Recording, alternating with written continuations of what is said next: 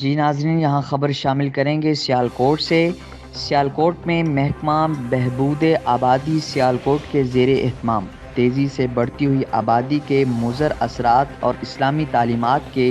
عنوان سے سیمینار کا انعقاد کیا گیا۔ مزید تفصیلات جانتے ہیں ہم اپنے نمائندے ڈاکٹر علی عمران سے۔ جی